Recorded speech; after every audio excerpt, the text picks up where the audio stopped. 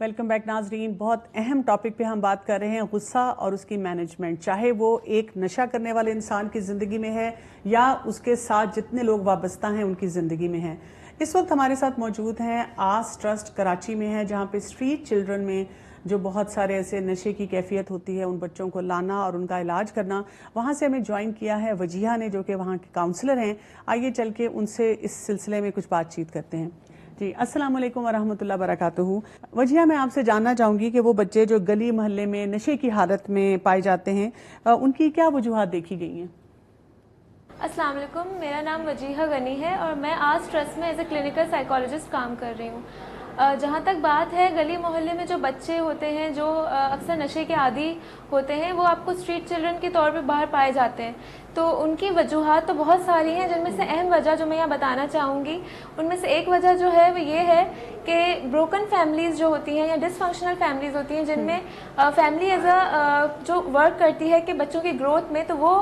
पूरा किरदार नहीं अदा कर सकती जिसमें उनकी ग्रोथ होनी चाहिए, जिस तरह उनकी तरबियत होनी चाहिए। तो जब बच्चे ऐसी फैमिलीज़ में ग्रो कर रहे होते हैं तो उनको वहाँ मसाइल पेश आते हैं। तो जब इस तरह के मसाइल से वो गुजरते हैं, जहाँ पर फैमिलीज़ में जो है कॉन्फ्लिक्ट होता है या उनके आपसी तनाव की वजह से जो बच्चे डिस्टर्ब हो रहे होते हैं, तो ये एक वजह होती है जिसमें बच्चे जो है मेंटली टॉर्चर का शिकार होते हैं और उनका स्केप जो होता है वो ज़्यादातर ड्रग एडिक्शन में पाया जाता है उनको। और इसके अलावा जो पॉवर्टी एक वजह है जिसके अंदर जो माँ बाप होते हैं वो अपने बच्चों को बाहर काम पे भेजते हैं, जहाँ पर उनका सामना ऐसे लोगों के साथ होता है जो उन्हें मुख्तलिफ तरह से अब्यूज़ करते हैं। तो ऐसे सिनेरियोज़ में भी उनका जो है एक कोपिंग, उनकी जो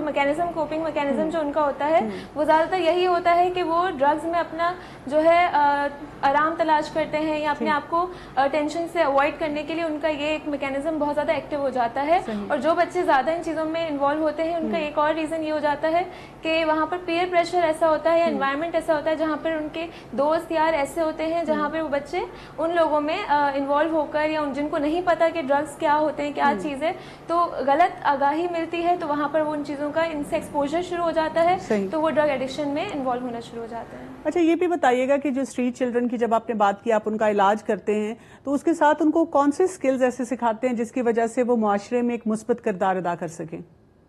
स्किल्स से जो इनको यहाँ पर बच्चों को जब वो एक इदारे में आते हैं, जहाँ पर जैसे हमारा इदारा है आस ट्रस्ट है, वहाँ पर एक डिफरेंट मरहले होते हैं जिनसे वो गुजरते हैं और उनको मुख्तलिफ स्किल्स सिखाई जाती हैं ज़िंदगी गुजारने के हवाले से, सोसाइटी में वापस कैसे पहुँचना है, वापस कैसे ज़िंदगी गुजारनी है, क्योंकि उन्होंने एक पैटर्न लर्न किया होता है जिसमें वो जो ज़िंदगी गुजार रहे होते हैं वो या तो उनको गलत इन्फॉर्मेशन जो मिली हुई होती है कि ड्रग्स में कैसे रह के गुजारनी है, या दोस्तों से मिली होती है, या फैमिलीज़ के गलत जो बातें होती हैं उनसे वो लर्न कर वो आ रहे होते हैं और गलत रास्तों पर चल रहे होते हैं। जब वो यहाँ आते हैं वो स्किल्स की कमी होती है उनमें। शुरू में उनका जो है पहला मरहला जो होता है जिसमें वो ड्रग्स से पाक होने वाला मरहला होता है, जहाँ पर जो है वो क्लीन होते हैं, डिटॉक्स पीरियड शुरू होता है, उनको जो है इसके एडिक्शन के अलावा की एक दुनिया दिखाई जाती है जहाँ वो ड्रग्स के बिना कैसे ज़िंदगी गुजार सकते हैं। तो वहाँ पर पहले तो उन्हें बिहेवियर्स के ऊपर उनके काम किया जाता है। जब वो हाफ वे हाउस आते हैं, जो दूसरा मरहला है यहाँ का, सेकेंडरी हाउस में उनकी जो है ज़्यादा लंबा अरसा वो रहते हैं, जहाँ पर वो मेनली स्किल्स पे काम होता है,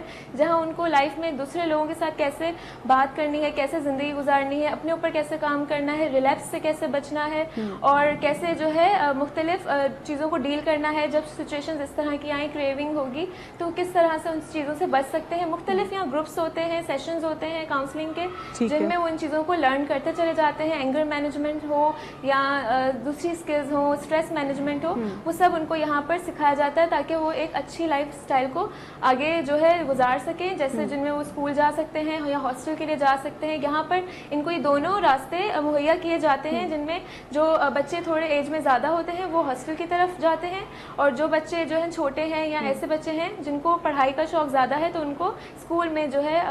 इनकॉर्पोरेट किया जाता है ताकि वो अपनी ज़िंदगी आगे सोसाइटी में अच्छे से गुजार सकें। अच्छा, ये भी बताइएगा कि जो वालिदैन हैं या फैमिली वाले हैं उनके, जब एक बच्चे का आपने इलाज कर लिया तो उनको क्या सिखाया जाता है कि वो बच्चे दोबारा से उस नशे में मुलव्वस ना हो जाएं? फैमिलीज़ में भी उतना ही काम करने की नीड होती है जितनी नीड हम बच्चे के ऊपर काम करने में लगाते हैं, क्योंकि फैमिलीज़ एक बहुत इंपॉर्टेंट पार्ट होता है उनके लिए, क्योंकि जब वो यहाँ से जाएंगे तो उनकी जो बाकी की लाइफ होगी वो उनकी फैमिली के साथ होगी। तो जो डिजीज़, क्योंकि एडिक्शन एक डिजीज़ है जो कि हम बताते हैं बच्चों को कि ये इसकी नेचर क्या है, इसी तरह से फैमिली जिस चीज़ से गुजर रही होती है उस दौरान उनको भी एक तरह का वो फैमिली डिजीज़ होता है, जिसमें वो उन बच्चों को या तो उन चीज़ों से रोक रही होती है या फिर वो फैमिली जो है रोकने के चक्कर में उन चीज़ों को ज़्यादा बढ़ावा देना शुरू कर देती है, क्योंकि वो जो तरीका होता है वो उस वक्त सही नहीं होता। या तो वो बिल्कुल अबंडन कर देते हैं बच्चों को, या फिर फैमिली जो है बिल्कुल बहुत ज़्यादा स्ट्रिक्ट हो जाती है, बहुत ज़्यादा जो है फिक्रमंद होने लगती है। तो ये दोनों तरीकों से हटकर जो एक बीच का रास्ता है जिसमें फैमिलीज़ को एजुकेट किया जाता है कि क्या तरीका है जिससे वो बच्चों को प्रॉपर वे में गाइड कर सकते हैं, कैसे उनको सपोर्ट करते हुए भी उनकी ड्रग एडिक्शन को कैसे वो ना सपोर्ट करें, और किस तरह वो उनके भी डिफरेंट ग्रुप्स यहाँ पर कराए जाते हैं कि वो किस तरह से इन चीज़ों को लेके चल सकते हैं, और जो इस दौरान उनको जो स्ट्रेस होता है या उनको जो प्रॉब्लम्स फेस करनी होती हैं वो भी यहाँ पर प्रोसेस की जाती है इन ग्रुप्स। उनका प्रॉपर एक ग्रुप होता है जिनमें उनके साथ एजुकेशन के ऊपर बात की जाती है, ड्रग के हवाले से बात की जाती है कि ड्रग्स होते क्या हैं, किस तरह वो इस बीमारी से अपने बच्चों को महफूज कर सकते हैं, और किस तरह वो उनको भी अपने आप को और उनको हेल्दी वे में लेके चल सकते हैं, जिसमें उन्हें उनके ड्रग्स को सपोर्ट करने की ज़रूरत नहीं है, ना उनसे परेशान होने की ज़रूरत है, पर हाँ उनके बच्चों को जब आगे जो सपोर्ट मिलेगी, जो आगे सोसाइटी में जब वो जाएंगे तो किस तरह हेल्दी वे में उनको डील कर सकते हैं। तो उसके लिए भी आस ने जो है ये एक प्रोग्राम तैयार किया हुआ है जिसमें फैमिली प्रोग्राम कहते हैं, तो उसमें वो फैमिलीज़ को भी गाइड किया जाता है प्रॉपर वे में। बहुत बहुत शुक्रिया आपका, जज़ाकल्लाह खैरन। जी डॉक्टर कुर्रतुल-ऐन, आप ये बताइएगा कि बच्चों की बात हम कर रहे थे और यहाँ बच्चों से हम देख रहे थे कि बच्चों में ये गुस्सा जो है ये कैसे आ जाता है, उसमें कौन से ऐसे फैक्टर्स हैं जो गुस्सा ले आते हैं उनके अंदर? ये आपका बहुत एक इम्पॉर्टेंट सवाल आपने किया कि वो क्या होता है कि बच्चे जिसकी वजह से इतना गुस्सा करते हैं। तो इसमें मैं सबसे पहले तो ये बताना चाहूँगी कि गुस्सा एक फितरी जज्बा है, जिस तरह खुशी, गम, खौफ फितरी जज्बे हैं, और ये वो जज्बे हैं जिनके साथ हम पैदा होते हैं। सही। तो गुस्सा होता तो हमारे पास अल्लाह ताला की तरफ से इंसान की सरइश में मौजूद है। जी, जो हम देखें कि इस्लाम में तो वैसे गुस्सा हराम है। जी हाँ जी, जो गुस्सा हमने जो सीखना है तरबियत के साथ, वो उसका कंट्रोल सीखना है, उसको वो कौन से मौके हैं जब उसको एक्सप्रेस करना है, वो कौन से मौके हैं जब उसको दबा के रखना है, कंट्रोल करना है। तो ऐसी तरबियत जो हमारे यहाँ अब अफसोस से कहना पड़ेगा कि आजकल बहुत ज़्यादा घरानों में ये देखा गया है कि वालिदैन बच्चों की तरबियत करते हुए, क्योंकि वो बच्चों से इतना ज़्यादा प्यार करते हैं, यहाँ दो तरह की कैटेगरी होती है, यहाँ तो बहुत ज़्यादा प्यार करते हैं, या जिस तरह अभी हमने देखा कि ये बच्चे जिनकी मिसाल दी जा रही थी, या वो बिल्कुल उनको छोड़ देते हैं, उनको बिल्कुल निगलेक्ट करते हैं। तो ये दोनों जो इंतहाएं हैं, ये दोनों ही बच्चों में गुस्सा कंट्रोल ना कर पाने की वजूहात बन जाती हैं। अच्छा, यहाँ पे मैं आपसे क्विकली जानना चाहूंगी कि बचपन में तो हमें ये समझ आ गई कि पेरेंटल रवैये जो हैं वो बहुत बड़ी रिस्पॉन्सिबिलिटी होते हैं, जिसकी वजह से बच्चे का गुस्सा सही चैनलाइज नहीं होता। एक एडिक्ट के लिए कौन से ऐसे फैक्टर्स है, अगर आप क्विक एक या दो जुमलों में इसको रैप अप करना चाहें? कि एडिक्ट जो है वो गुस्सा खुद अपना कंट्रोल कर ले। लेकिन जब एडिक्ट को गुस्सा किस वजह से बहुत ज्यादा? एडिक्ट को तो